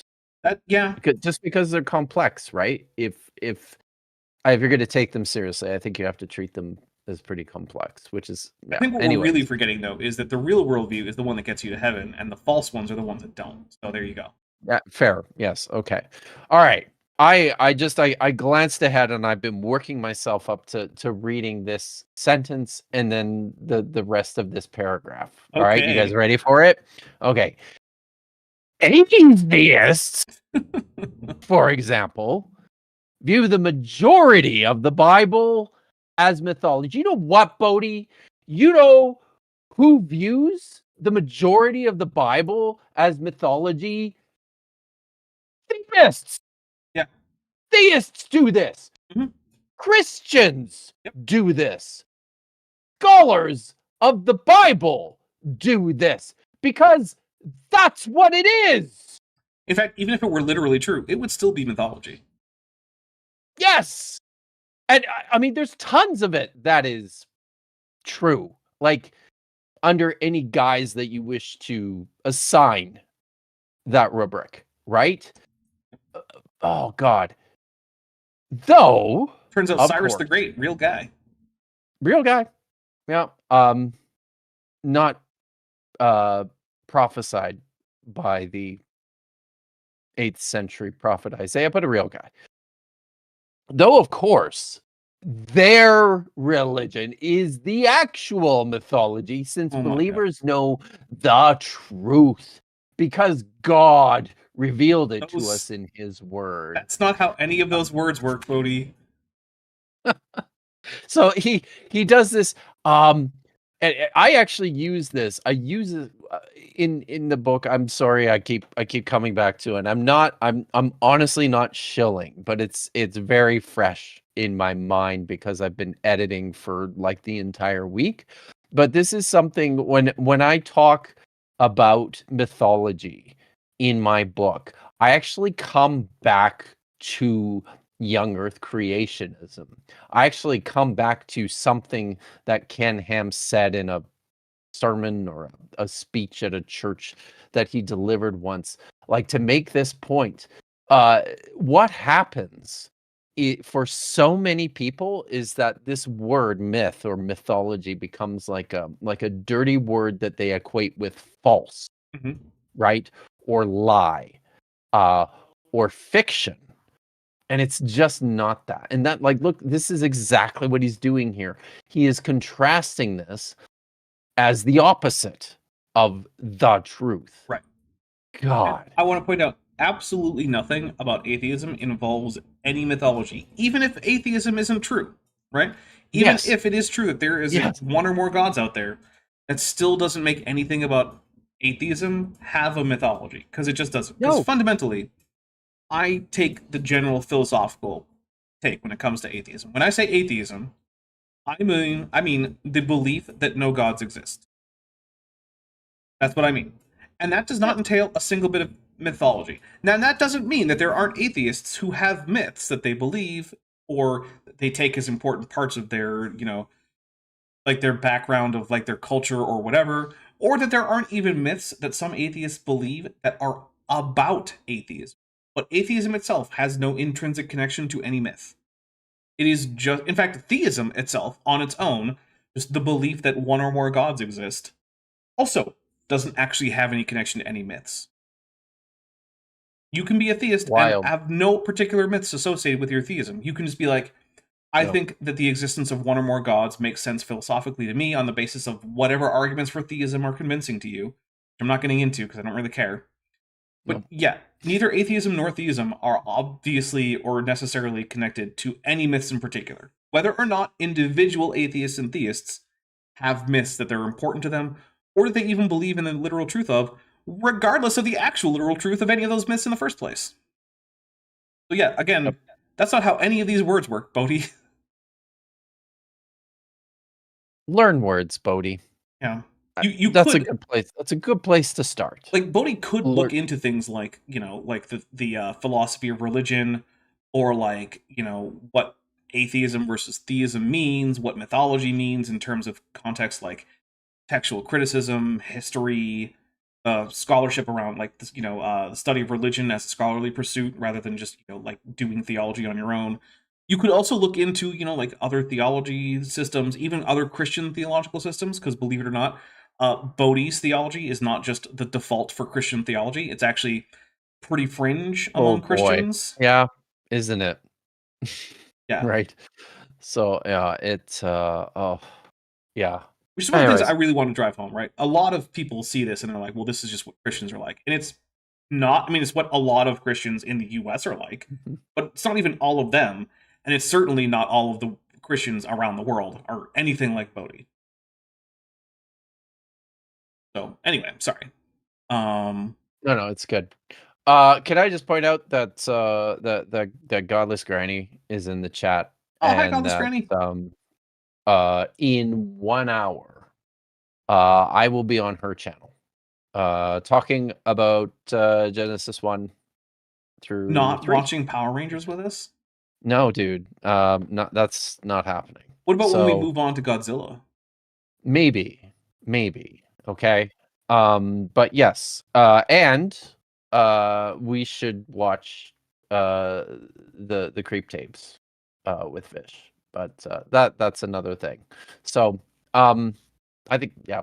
Anyways, okay, I've got another sentence. We can do this here. Atheism is but one form of humanism. Nope, that's not how that works. No, it's really not. You can be a humanist. Sorry, you can be an atheist and not a humanist. Most versions of humanism do seem to require at least agnosticism. So, like, at best, we could say that humanism is a subset of atheism. We certainly can't say atheism is a subset of humanism. That's not how You that sure works. can't. In Yeah. fact, And I'm not even sure. I know it gets it gets pigeonholed like that, but I'm not even sure you can say that humanism is a subset of atheism. Just because, there are a lot of very sincere religious theistic people who Mhm. would also identify themselves, very seriously identify themselves as humanists, right? Yeah. But we're talking about Basically, different things here. if your goals are human flourishing and you accept the Yeah, right. consequentialist ethical framework, then you're at least adjacent to humanism. Now, Yeah, if you have a deontological ethical framework, then okay, maybe you're not a humanist, even if you still have human flourishing as a goal, because most humanist texts seem to say that consequentialism is a big part of humanism. Okay, all right. I'm not going to dispute that. Yeah, I suppose. Well, but let's find out what Bodhi has to say about this. So, humanism, where man is elevated to a position of being greater than God. Just Oh, drink. geez, Just like drink. No. no, that's not that is not at all it. It's not. It's just not. Yeah, look, But humanism does require a concern for human flourishing and seeing humans as the proper recipients of the greatest ethical concern of other humans. But that doesn't really say anything about God. And sure, like the Humanist Manifesto says that there basically are no gods, but humans, in the sense of like humans are the ones who are going to be in control of their own destiny. But that's because the people who wrote the Humanist Manifesto believed that there were no gods that could be higher than humans. But if there was an entity that existed that met the definition that most people have for a god, it they would would be stop being humanists, right? Like, but also it would obviously be greater in some ways than humans. Obviously. yeah. Kind Oh of comes man. with the divine territory. Oh. All right, let's keep going. Okay, but their arbitrary opinions really do not matter when the debate arises. Boy, that's God. one way. Boy, that's one way of entering into a debate.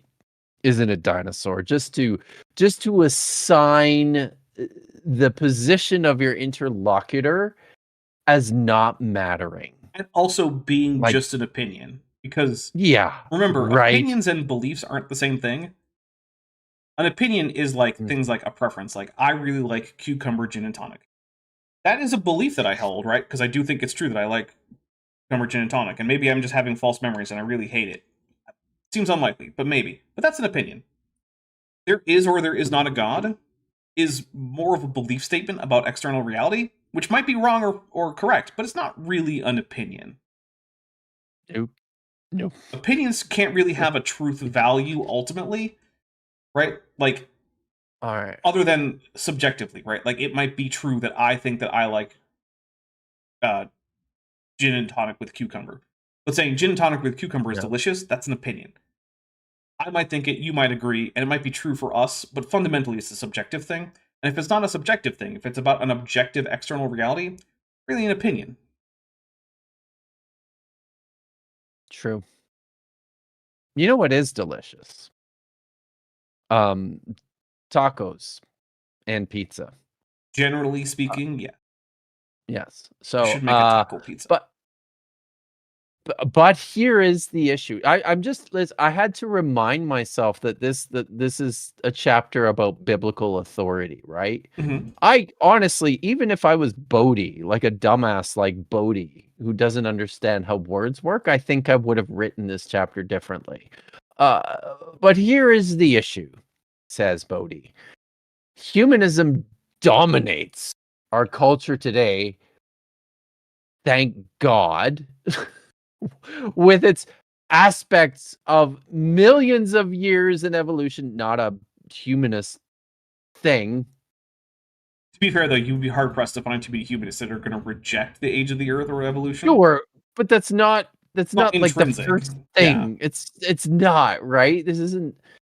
And these have now infiltrated the minds of many church members. Gasp! As a result, many within the church now attack Genesis because they're enemies. They're enemies, Dapper, of the Bible. I know how this works. I believe I asked you a similar question in our interview that I had with you.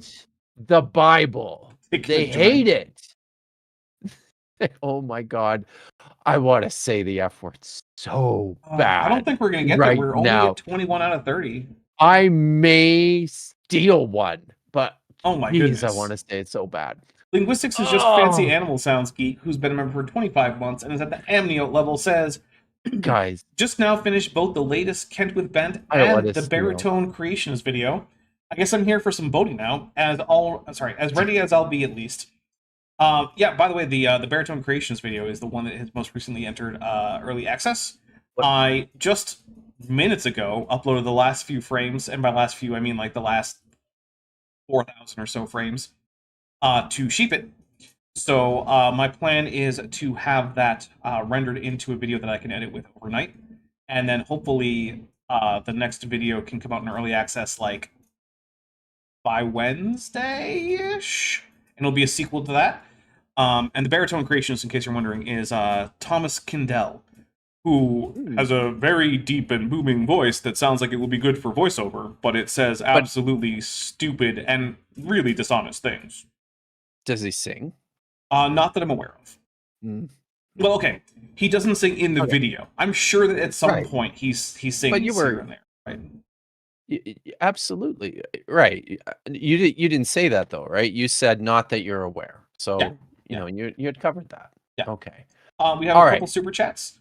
Yeah. Lieutenant Math and We need Navigator for more. $5 says, "How dare those church members have ethics and intelligence?" I know. Yeah, Christians are obviously called to be the worst possible people, and just as absolutely dishonest as it is humanly possible to be. Otherwise, they're just really bad Christians. That's just how it is. Joshua Geese for $5 says, "One more to unleash Kip." Well, we need like 7 more. So We it's we need a few. All right. So within the church, they now attack Genesis, no, they don't. siding with the atheist ecumenists and say it is mythology. But It literally is. It literally is. Look at the big picture. Okay. These Christians are mixing their religion with secular humanism when they appeal to aspects of this other religion as a greater authority than God. What other religion? Is he talking about humanism as the other religion? Is that what he means? Oh my God. It hurts, guys. It really hurts. Yeah. As a greater authority than God, because this is the other thing he's doing here, right? It's like God equals the text, but even worse than that, God equals the text as I understand it through my incredibly stupid, misinformed, narrow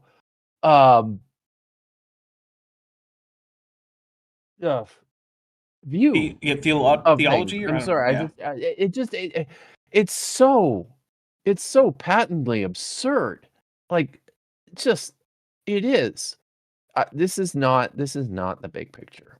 I think Roshna Why Not Zoidberg Keller is trying to make sure that all of my arteries are clogged, because Roshna Why Not Zoidberg Keller for $4.99 says, "Get a Domino's pepperoni pizza topped with Jack in the Box loaded mini tacos." That sounds amazing. It sounds amazing, and like if I had 2 slices, I would immediately die.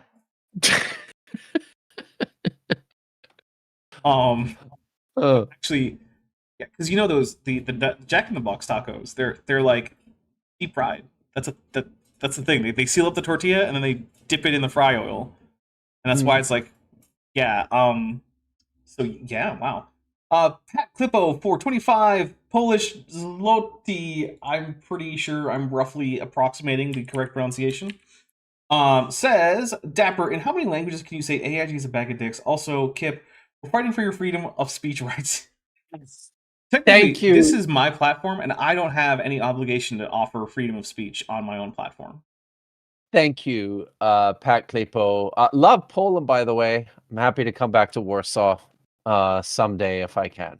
Never been, but I have no ill feelings towards Poland. I don't know. I had great vodka in Poland. That makes sense. And sausage. Most of my happy memories and associations with different places revolve around food. I don't think I'm unique in that regard, but that's yes. Anyways, as for the answer though, there is a question for him. Oh. Right. I don't actually know, right? Because part of the problem is like, how directly do I want to translate that? Because there aren't actually that many languages where I know like slang terms like dick for penis in those languages.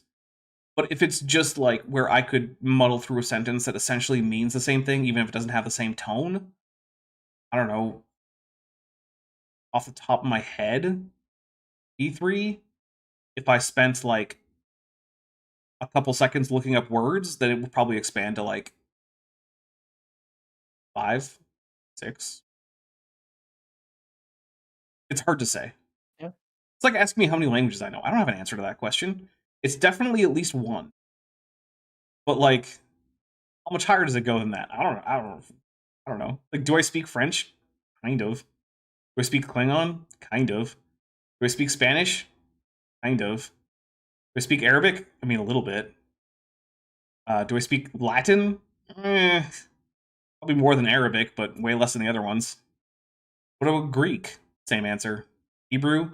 Probably less than Latin and Greek, but not none. So, like, yeah, I don't know. One of the reasons why I don't like calling myself, like, bilingual or multilingual or anything. Like, do I The really phrase you speak can learn those? really easily in multiple languages. But Yeah, that's the other thing. Anyway. Is like I could just memorize it in a bunch of things. yeah, totally. Like I can say hello in way more languages than I would ever say that I speak. Mhm. But anyway, let's get back to Bodhi. Just not Let's. understanding at the most basic level what just words are for. All right. So he asks some very important questions here, guys. Why do this? Oh, I Are can they tell him. really smarter than God? Did God really err? Bodhi, I'm not going to answer questions about being smarter than God or God being erring or whatever. I'm just going to say this. There's no logical possibility of Genesis 1 through 11 being historically true. So if you're going to make it an important part of your life, you're going to have to come up with a way to take that text as something other than a historical account of the origins of the world and languages and whatnot. You don't really have an option. If you care at all about things like evidence, at all, don't have the option of going Bodhi's route. Because it's not even logically coherent. In fact, the text itself isn't even consistent with itself. There is no option to be a biblical literalist. It's physically impossible. Because since the Bible does not always, isn't always consistent, it contradicts itself, there will be places where you will have to pick an interpretation among multiple interpretations. In fact, this actually came up with a creationist, because lately I've been, despite my better judgment, engaging with creationists on Facebook. I know, it's a really stupid thing to do, and ultimately just going on Facebook is a pretty stupid thing to do. Now, like 80% AI boomer slop. But whatever. I'm not, a guy known for making the best decisions in all cases. So I was doing this. I mean, you're And someone said, "Oh, well, you're just an atheist." And I was like, literally no reason to say that I'm an atheist. I said, "Well, your profile doesn't praise God. It just has posts about Star Trek and some food posts." So I point out the bit where Jesus says, like, don't pray like the hypocrites do standing in the street corners. Instead, go into your room. And he's like, but then it also says, let your light shine like a beacon for all the nations. I'm like, so you're saying there's contradictory advice in the Bible about how public we should be with our religious observances? Okay. Maybe that should be a clue that maybe you don't need to take everything in the Bible literally, because it's actually impossible. And then I didn't get a response, because of course not. But yeah, like, that's the thing, right? Even with something as simple as, like, hey, how public should you be in your religious observances? You can get multiple mutually contradictory ideas about that right out of the Bible. Maybe you should be super public so that you can be a light to the nations. Or maybe you should be very, very private about it so that you're not just doing it for show. I don't know. I guess you get to make that decision. But what it means is you just can't be a literalist about the question, how public should you be in your shows of religious, performance? There's no one biblical answer. And that's the thing, Bodhi, that Bodhi just doesn't seem to understand. Is he doesn't see all these contradictions, right? For two big reasons. One, he fundamentally believes that they just don't exist. So anything that he sees that he thinks might be a contradiction, he already has the preconceived notion that it's not, and all that could possibly be happening is that he just doesn't understand how it's not. That's the most he can get to, is he doesn't understand why it's not a contradiction, but obviously it isn't. Okay. But the other thing is, because of that, any kind of way to close that circle and make it not a contradiction, no matter how implausible, no matter how illogical, no matter how countermanded by the evidence, Bodhi will just accept it. And on top of that, what it means is that fundamentally, reality doesn't matter to Bodhi. What matters to Bodhi is his interpretation of a text. It doesn't matter if it's true or not. It doesn't matter if there's evidence of it or not. It doesn't even matter if it's physically possible or not. None of that matters. Which also brings up something. In the same group where I was interacting with these young Earth creationists, the owner of the group posted this thing that was like, well, we can't trust First Enoch because it's full of impossible things.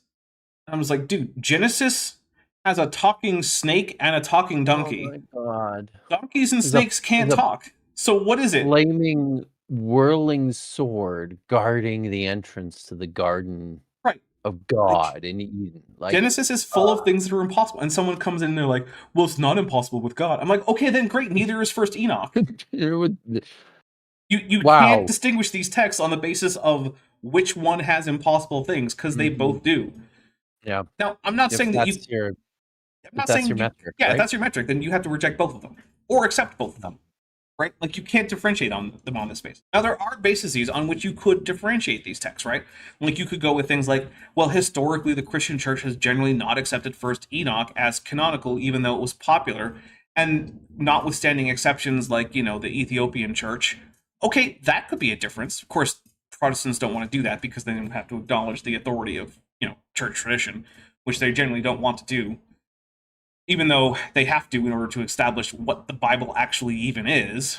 Anyway, I'm not going to get into a big theological thing. Pat Klippo for 25 Polish zloty says, for Kip's amendment, and I don't think we're going to get there because we only have a minute and a half. 1 minute, and we need four. Yeah, I don't think it's going to happen. 4.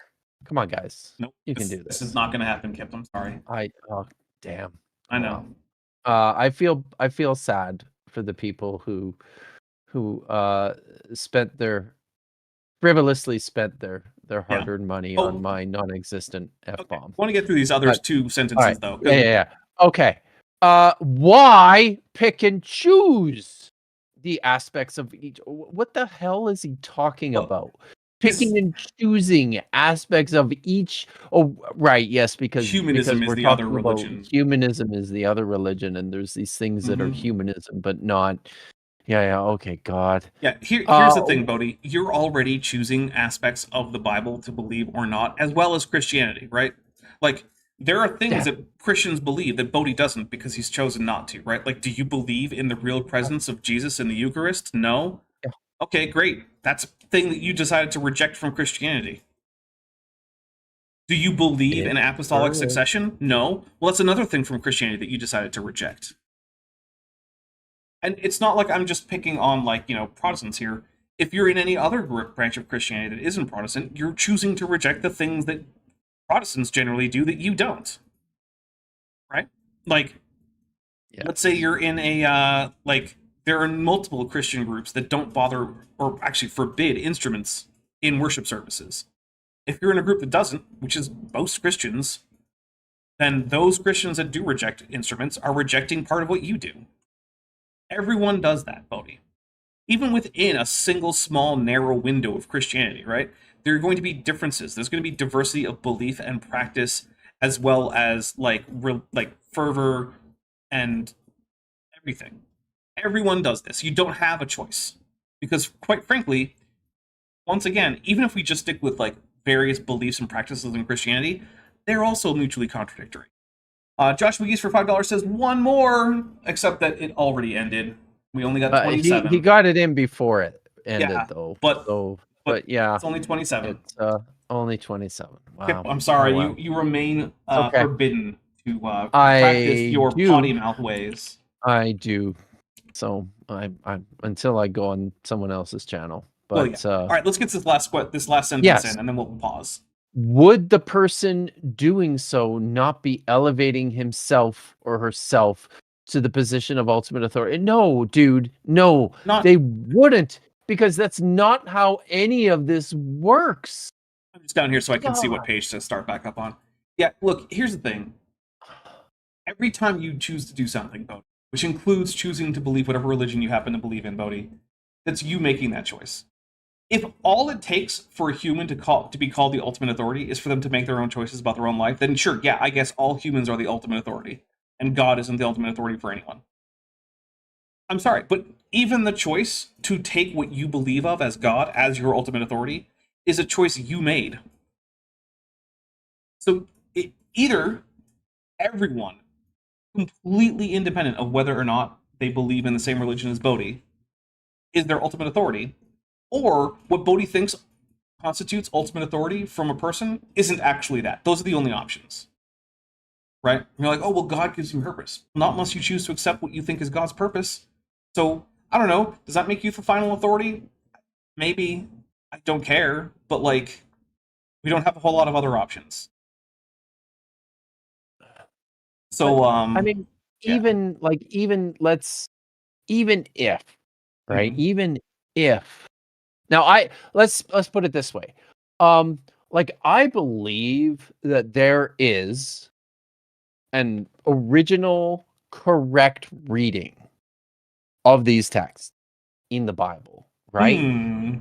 But on that level, they are so different, so unrecognizable from anything that Bodhi understands through his extremely Eurocentric, American-centric, white, Western, 20th, 21st century male perspective of what these texts are, Englishly translated perspective of what these things are, right? So he's just like, he's not even in the same playing field in terms of correctness when it comes to this literature, for starters. That's the way I approach this. But even then, even knowing what I know, even having this perspective of, the right way to understand this literature, I am also not nearly so inflexible as insisting that this is what it means for all time and all people in all places, because I'm not that dumb. I can see, I can recognize that because the Bible is such a public book that it's just going to be read and reread and recontextualized and reinterpreted with every person everywhere who encounters it. And that's fine. That's honestly fine, because it's just that kind of a book. Maybe uniquely so. But here's the thing. Well, maybe that was the thing. Okay. Sorry. Fair enough. All right. Well, it is now time to really start closing the. I'm sorry. My brain just kind of feels like it broke there. It's all right. It probably did, because this is dumb. So, Kip, what do you have coming up? I know that you're over on Godless Granny's channel in about a half hour. 30 minutes. Yeah, in 30 minutes, I'm going to be on Godless Granny's channel, and then I may be late night drunk streaming tonight. I'm decided yet, but as these things go, they're pretty last minute. So keep your eyes open. It might show up, and then next week I will. I'll be doing something next week. I haven't decided quite what yet, but there will probably be something in addition to my regular bi-weekly Hebrew reading stream called Kiryati Brit that I do with my good friend and colleague, Dr. Joshua Bowen of Digital Hammurabi. Yes. So I think that's it. And then I guess guess apparently intimidated by me. Well, yeah, I mean, you're a dinosaur. Yeah, but I'm a smallish one. Really? Like, I mean, you're still 2 meters, like 2 meters tall. Goddamn big. That's still pretty goddamn big. Yeah, but not for right? a theropod. I guess, but Anyway, yeah. All right, Sure. so what's coming up over on this channel? So on Tuesday, we have the next Kent with Bent. Normally it would be a Matt with Maddie, but remember how I said recently that Maddie was, going in for some medical treatment? Well, that's going to, run into Tuesday in terms of her recovery. So instead of doing Matt with Maddie, we're going to be doing another Kent with Bent. It's going to be Kent with Bent, I believe, 165. The title is Dumb 3, which, yes, it is a play on Doom 3, and I recreated the Doom 3 logo with the word dumb instead, because I have like 5 different Doom title fonts on my hard drive, because why wouldn't you? Let's see, we've got, that'll be at 6 p.m. Pacific, 9 p.m. Eastern. Then on Thursday, Timothy Clary and Human Bones in Oil. Timothy Clary believes that if you were to very carefully extract oil from the ground, you would find that there are in fact human bones in it. He believes this. In the oil? Like, in the what oil, does he mean? yes. Like that oil you, is partially like made they're of just... human juice. Oh, so like in the, like if you were to like, okay, not like, because I was imagining like human bones like just kind of floating around in the oil. I think he does also think that that's... Yeah. That's fun. That's fun. Yeah, it's incredibly dumb. But hey, that'll be at noon Pacific, 3 p.m. Eastern here. Then on Friday, assuming that everyone's okay with, well, most of the players at least are okay with this. We don't have more like people who need time and injuries and whatnot. The plan is that at 5 p.m. Pacific, 7 p.m. Eastern, we will be doing Over on Top Hats Off, episode 6 of season 1 of Star Trek Endurance. We didn't play last week, well, yesterday, for the reasons I already gave, so yeah. And then on Saturday, at noon Pacific, 3 p.m. Eastern, I think we might actually be finishing Bodhi's book. It's possible. It's possible, but man, this chapter. Yeah, oh, it's really And it's a chapter, dumb. it's not the conclusion. So it's short, but holy shit. Oh, and of course they had to talk about Dr. Eugenie Scott. They hate her. Of course. They hate her. I wonder, do you think they'd hate her as much if she was Dr. Eugene Scott? They would certainly still hate her. As much? I don't know, because there's a lot of men that they really don't like. So I don't know. It's tough to say. No. The problem is I don't have a lot of great examples where like there's a guy that they hate, and then there's a woman that they hate, and they hate them both for about the same reason, so that I can like compare how much hate each one gets. So yeah, I don't know. I mean, they're definitely sexists, right? But like, I don't know that means that they hate Eugenie Scott more because she's a woman. I don't know if I have the evidence to say that. It certainly wouldn't be outside the realm of possibility. It wouldn't surprise me, but that doesn't mean I can say that it's. And then that's all the stuff. Can I say one more thing quickly? Yeah, but you gotta go quick because we're over time. Yeah. Okay. So I have been I am 16 subscribers short of 20,000. 16. Subscribe. Go subscribe, dude. I bet that there are at least a score of people watching that have not subscribed to you. There could be. But I'm gonna do a party stream at the end of the month. So everyone's invited. Wait, what if you don't make it? What do you mean? To 20? Yeah. Oh, well then I guess it's not happening. So there you go. His party stream depends on y'all. Get over there and subscribe. All right, with that, thank you so much. I'm going to be heading over to my Discord where we're going to be doing some Power Rangers stream. I am not. Well, that's why I said I. Maybe when we start doing Godzilla, Kip will show up. I don't know. Maybe. The Godzilla is the plan for after we finish all the Power Rangers. Which is coming so like in 6 years. No, it's like 4 or 5 months. Oh, okay. We're on the antepenultimate team of Rangers. Okay. All right. Anyway, so I'll be over there in just a few minutes. If you want to come hang out for that and you have access to the Discord server, then hey, come hang out with us. And if not, then please stay safe out there, and I hope to see all of you on Tuesday for Kent with Ben. I mean all of you. All right, everybody. I'll see you later.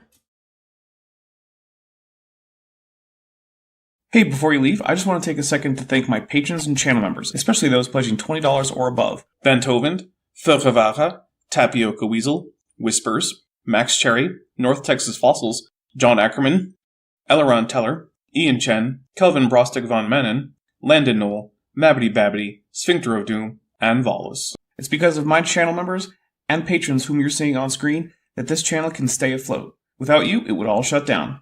If you want to join the team, there's a link to join the channel below this video, and there's a link to join the Patreon in the description. On the Patreon, you can get a 10% discount for pledging annually, and either way, you get early access to virtually all of my scripted videos, often 3 to 5 months before they come out for the general public.